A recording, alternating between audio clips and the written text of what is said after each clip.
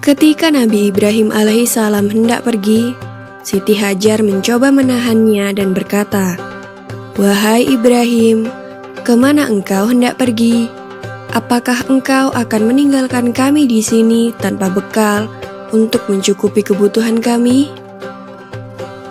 Nabi Ibrahim tidak menjawab dan tetap beranjak pergi. Siti Hajar pun kembali bertanya, "Apakah Allah yang memerintahkanmu melakukan hal ini?" Nabi Ibrahim pun menjawab, "Ya, Allah lah yang memerintahkanku." Siti Hajar pun kembali berkata, "Kalau begitu Allah tidak akan membiarkan kami."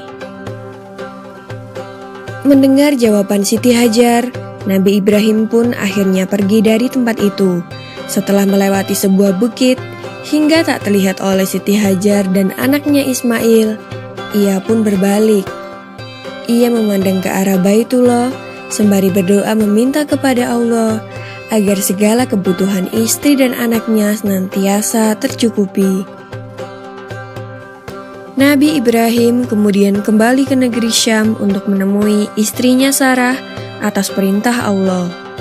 Di padang pasir yang tandus bernama Makkah itu, Siti Hajar kebingungan mencari sumber air untuk Ismail yang terus menangis karena kehausan. Maka berlarilah Siti Hajar ke sana kemari tanpa arah tujuan.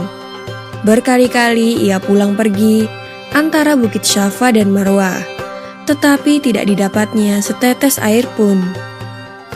Tiba-tiba Siti Hajar mendengar suara yang memerintahkan agar Ismail diletakkan di sebuah tempat. Maka diletakkanlah Ismail di tempat sesuai perintah yang ia dengar. Dengan izin Allah Subhanahu wa Ta'ala, kaki bayi Ismail yang menghentak-hentak itu seketika muncul mata air dari dalam pasir dengan derasnya. Lalu Siti Hajar pun segera meminum sepuasnya dari sumber mata air itu, dan Ismail pun berhenti menangis. Tak lama kemudian mata air itu makin melimpah. Jibril pun berkata kepada air itu, "Zam-zam," yang berarti berkumpullah. Maka dengan izin Allah, mata air itu mengumpul. Sampai sekarang mata air itu tidak berhenti mengeluarkan air, dan dapat kita kenal dengan sebutan air Zam-zam.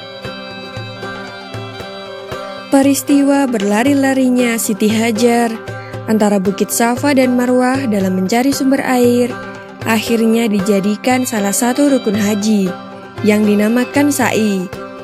Para muslim yang menjalankan ibadah haji diwajibkan berlarian kecil sebanyak 7 kali antara kedua tempat itu.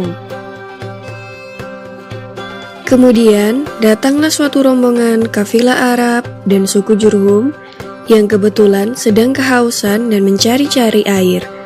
Sampai di kota Mekkah, tiba-tiba mereka melihat burung-burung yang sedang berterbangan di atas suatu bukit.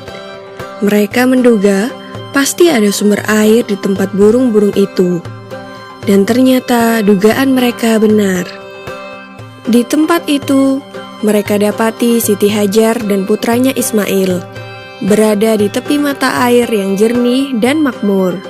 Maka orang-orang Arab itu menemui Siti Hajar dan memohon izin untuk mengambil air dari tempat itu. Siti Hajar mempersilahkan dan minumlah seluruh anggota kafilah itu dengan puas. Setelah sekian lamanya, kemudian Nabi Ibrahim datang ke Mekkah untuk menjenguk istri dan anaknya. Sesampainya di sana, terkejutlah beliau melihat mata air yang melimpah dan tenang di tempatnya. Juga di sekitarnya terdapat desa yang subur dan makmur.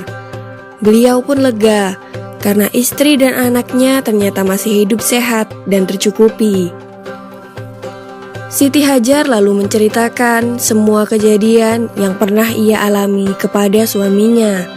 Mendengar itu, Nabi Ibrahim kemudian memuji kebesaran Allah Subhanahu wa Ta'ala yang telah mengabulkan doanya terdahulu, agar istri dan anaknya itu serba dicukupi kebutuhan hidupnya. Demikianlah kisah Nabi Ismail dan ibunya Siti Hajar dalam menemukan sumber mata air Zam-zam. Maha suci Allah atas segala kebesaran dan kuasa-Nya.